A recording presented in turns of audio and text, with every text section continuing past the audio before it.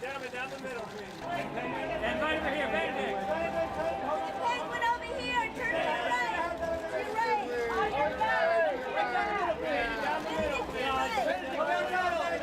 Oh, you wouldn't be able to see him. He'd be, he probably would have ninja'd it across the rooftops. He doesn't like being.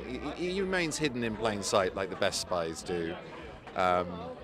No, I mean, he probably would have flown in on the VTOL with a little, little shot of espresso in his paw, sort of scanning the terrain with a rather sort of nonchalant, raised eyebrow, thinking he was above it all. But what you don't know is that Dirk, Dave won't be using his bazooka serum, Medusa serum. Medusa serum, on anybody.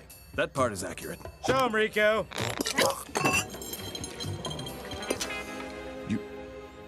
You stole the Medusa serum? Well, stole the serum, saved the day, did your job for you. Call it what you will. Debbie. Dave. He hacked into our system. Where's the sound? Dave. I can't. Your microphone, I can't hear it's not on. Click on the button with the picture of the microphone. Every time a villain calls in, this happens. Hello? Talk a little bit about. Let's talk about ice skating. Great, I'm just enjoying it. I mean, it's a bit exhausting at the moment because I'm in the middle of filming Richard III for the BBC, and I've come over here to promote The Imitation Game and this. And I literally went, first of all, to LA for a few days, then back to film for 2 days, Richard III to England, back to LA for 1.5 days to here. I mean, sleeping on planes, which is hard to do, and then crazy timelines, so zones rather. So it's what is it? Yeah, it's about 10 in the evening where I've just come from, well, about 4 days ago now. But it's crazy to try and keep up with that, but the rest of it's really good fun. And the work charges me. I'm just having a wonderful ride of it. So.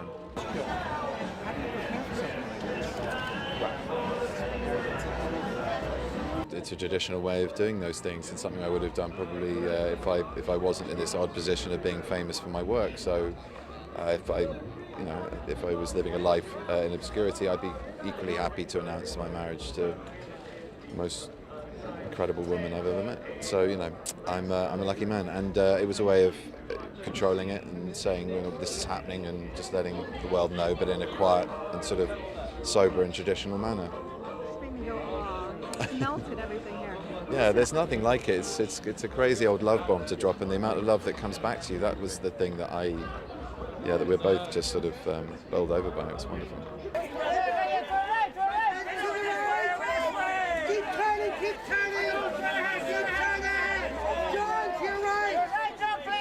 Hello. Well, now we can hear you, but we cannot see you. Every time. That's like talking to my parents. This always How happens. about now?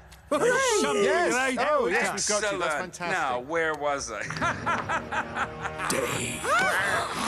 Greetings, North Wind. I see you've met my old zoo mates. We were never mates. There was no mating. Turn yourself in, David. You're powerless now that I've stolen your precious Medusa What, serum. you? You didn't steal that. It's over. It's over? Then why did I call you? Weird. I don't know if I had a favorite cartoon character, but there was some I think it is funny. There's some witty writing in it. It's clever. The character I play is he's supposedly a doctor, a scientist called Dr. Octavius Brine, who's a renowned geneticist. But in fact, he's an octopus called Dave, who resents all the attention that goes to penguins because they're cute and furry, etc.